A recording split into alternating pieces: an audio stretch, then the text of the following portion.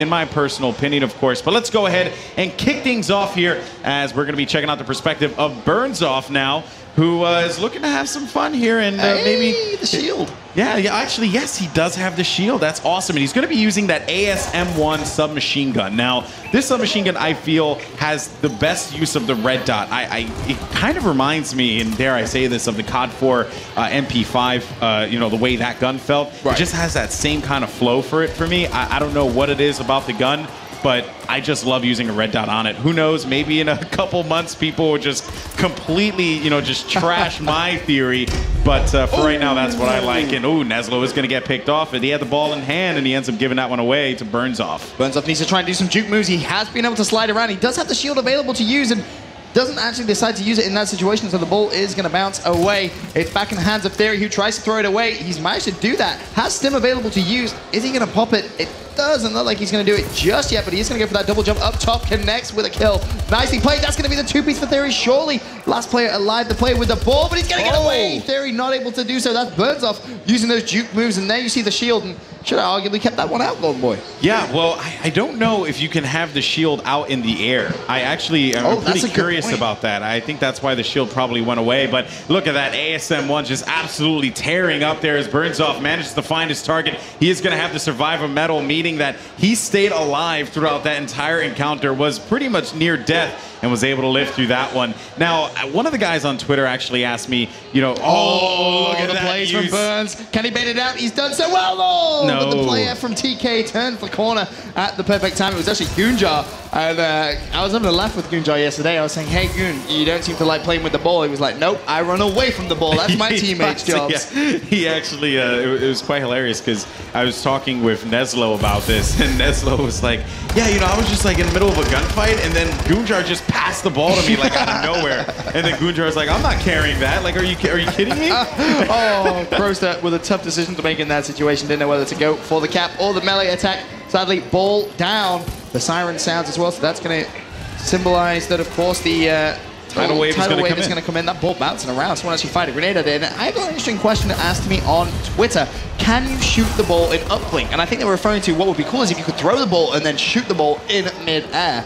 Honestly, haven't tried it. I don't know, and I haven't seen it yet. But that is a really good question. That'll be those next level tactics right there. Imagine the montage there. You throw the ball up in the last second, shoot it in for the goal. That'd be disgusting. That would be like the coolest thing to see. So I don't know if you guys noticed, but that X that appears at the crosshair there actually symbolizes that you can't pass that ball. Yep. And L trigger will become available. Now, you actually mentioned a question that you got on Twitter. He gets it for two. Nearly fell short, but Crow does manage to throw that one in. Nicely played. Nicely played indeed. Kroster able to make this one 2-0. But one of the questions that I had posed to me on Twitter was, what is my favorite assault rifle and what is my favorite SMG? So I'll answer this one very quickly. My favorite assault rifle has been the Ball 27 with the fast fire rate. I absolutely adore that gun. And my favorite submachine gun has been the ASM-1, as I said before. It just has that feeling of that COD 4 MP5. Right. I don't know what it is, and I could be way off, but that's just my feeling. I agree with you on the SMG. However, my favorite assault rifle so far has been the HBR.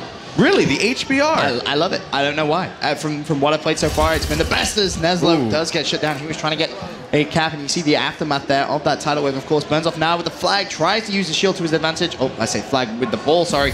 Tried to use the shield to his advantage, but it wasn't to be. Theory is going to try and throw the ball, and it worked. He caught the ball. Theory not able to get the kill. That's the first time we've seen it on stream, and just to emphasize why that was so awesome. When you have the ball in your hand, obviously you don't have a weapon. Theory with nothing left to do, he couldn't reach the melee, threw the ball at the cursed player, who then caught the ball, so Theory could get the shot. If he'd have got that kill, that would have been the sickest play we've seen on stream. But the one thing that you got to remember, though, Benson, is that when you get that ball, you get the shield. Right, and that's why you have to put more bullets in than what you would normally do. So you got to always keep that in mind, right? It's like a give or take. Yeah, you can give them the ball. It was a sick play because it kept them alive just a little bit longer there. And seems like the ball's going to be right in front of Theory. Here's Kroster's actually going to nab it and run away with this one. And remember, guys, if I'm correct, he's going to be using, I actually want to see that EXO ability that he's going to be using there.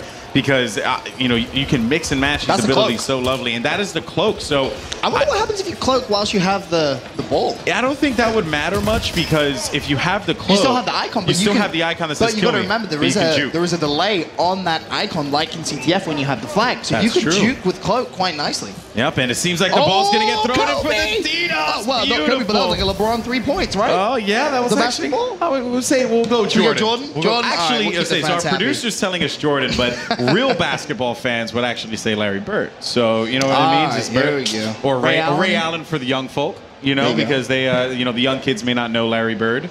Or everyone in here, who knows? I mean, probably not. But that was a fantastic innings. That first side went from downtown, hit it.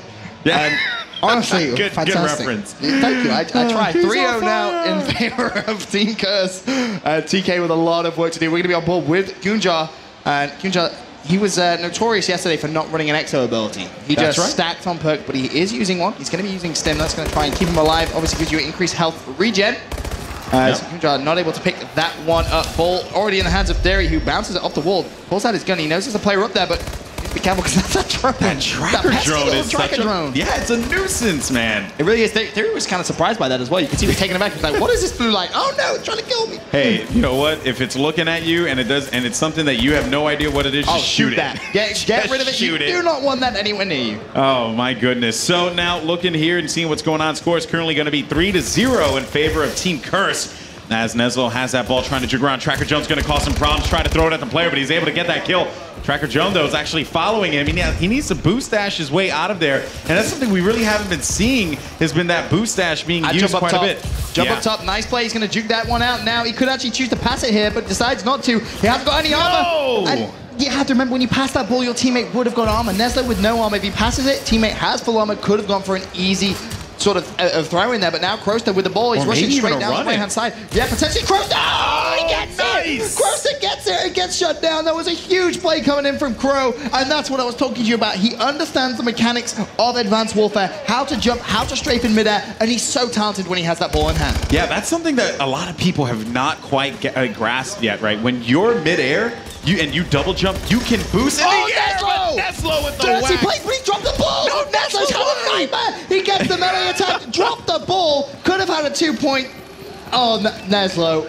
That's fail of the stream so far. Yeah, well, it's okay, though, because Gunjar was going to be there, and Gunjar, of all people, was able to get that. But you're actually going to see that super punch coming out of one of the members of Curse, as Gunjar is going to get picked off immediately off of the respawn. Now, he's going to be using that IMR with a red dot. Now, look at the accuracy of this gun. Absolutely deadly. And with a player like Gunjar actually manning the controls there, I mean, his assault rifle skills would just absolutely flourish. Now, also, another thing to point out, he actually was full red there, popped the stim, recharged health a lot faster. Yeah, unfortunately, couldn't pick up that player on the left side. Just how quick is health regen after popping stim? Crazy, crazy stuff.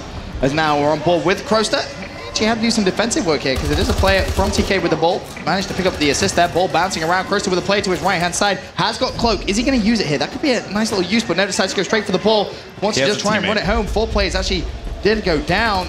And he's like, well, nope, not going to go that way. Teammate to his left-hand side, but Crow may actually go for the boost throw. Is he going to get it? No way. No, he did not get it. That would have been filthy if he'd have got that from that distance. Yeah, but Gunjar, now it's going to be his time. He's going to throw the ball in the air here, finding a player to his left as he will get dropped. Ball's going to be down, and one of the members of Team Caliber managed to grab it in their, had it in their grasp, but Gunjar actually getting peppered with a couple shots from behind. One player is going to be playing goalkeep on the roof, and you can already see the techniques and just basically the teamwork start to materialize here between these two pro teams, Benson. Yep.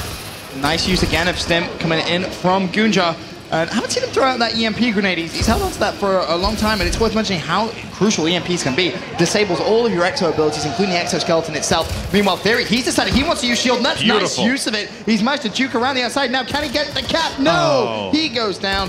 Unfortunate stuff there from Theory, but again, some sensational use of the exo abilities coming out from both. He had a little bit of battery remaining there, so it wouldn't have been enough. And a lot of people have been asking this question about, you know, are the exos balanced and enable? Look at that play. Oh, enable with the play. God. Oh, no. Oh, that's what I thought he was going to throw it at him there. That would have been absolutely disgusting. But That would have been dirty. Enable showing off that fantastic accuracy that he possesses. One of the Here we go, best shots in the Neslo game. Neslo is going to get the 2 points. So, 2-point game now, Golden Boy going into the last minute. That ball is going to go back to its original spawn point. Neslo is going to drop that speed. He knows how important it is for him to get control of that ball, but it's going to be Machilla who is going to get shut down by Neslo from behind. The tidal wave, of course, has already come in. Now Neslo with the ball, trying to make the plays in the last minute. He's going to jump up. This could be a huge play. His teammate has been shut down, trying to boost jump. Can he try and get it? 37 seconds left. He needs to try and run this one. Neslo gets it! Oh, it's going to be a tied game. 6-6. Still plenty of time for another team to take this win. Oh, without a doubt, Benson. We have 28 seconds left on the clock. The ball is going to be out there right in the middle of the map. Neslo making his way inside.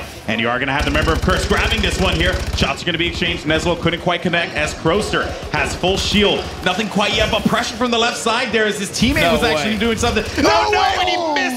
He whiffed the melee. I thought he was going to get it, Golden Boy. I thought he was going to get it. Now 8 seconds left for Theory. He pulls out the shield, but that's not going to do him any favors. It's going to be a tied game, and what an ending that was. TK really amping up the pressure, and it's worth saying this is the first time we've seen Uplink. Guess what comes back in overtime? We have Stopwatch in Uplink. Right. You may be familiar from Stopwatch from Black Ops 2 in CTF. It was implemented in.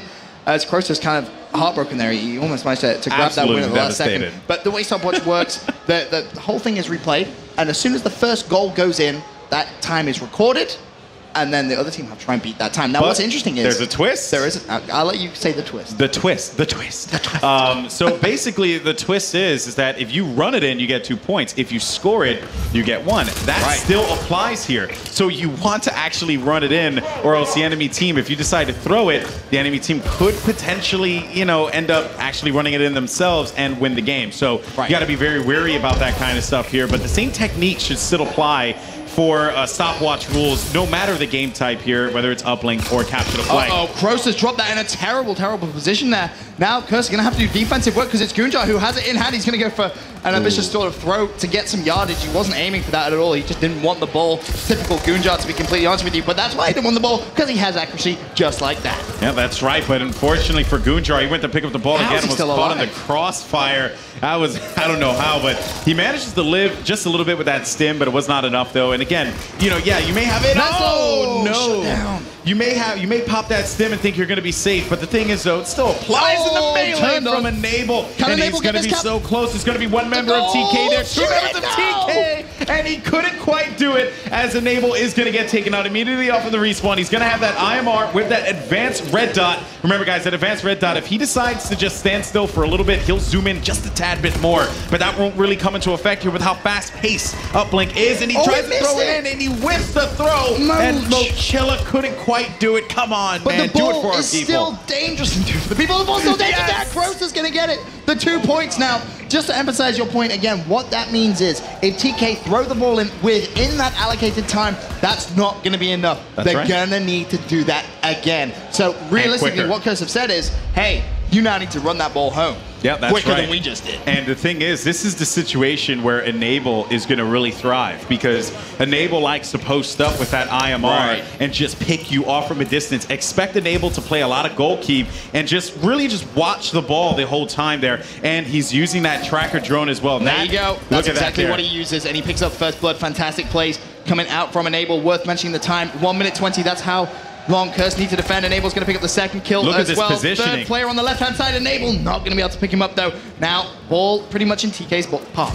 Yeah, well, you say that now, but no one from TK has went to go pick up the ball, and I think it's because they're a little bit worried that Enable might still be there. Finally, they get it, but Enable, this should be a connection, and he's able to take him out. The ball is going to go down. There's going to be 55 seconds left on the clock here. Ball's going to be in the hand of Croster as he's going to be making his way over toward the beach side now, and he is going to have a teammate there for support. Let's see what they're going to do. Shots being exchanged from his teammate. Croster opted to just drop back. Now, here's the cool part. This is smart. He could throw that ball out, and it resets. That kills time that TK just cannot sacrifice. And that's exactly what he's doing. He's waiting to see. There's a player on his left-hand side. I expect to see Croster try and throw it out of bounds, but he hasn't done so. And he may actually lose control of the ball at this point. Croster's going to have to jump up and Ball Nope, the ball should went get back. reset, yeah, because of the tidal wave, of course. It is going to have to reset, so Kerr's doing a great job of just wasting time. There's going to be 2 plays there for TK, though, so it's going to be Theory with ball in hand. He has 20 seconds to try and make a play. Shield out. He's going to have to turn around and go for the melee attack. Surely, anytime now he misses with the shield. Time is being wasted here, and that was perfect situation for Curse. Yeah, that 100% there, Benson, as it seems like that is pretty much going to wrap things up. Moch just Mochilla. failed so hard, You kill miserably. it. Oh, but he got the throw! He got the throw! They threw it back!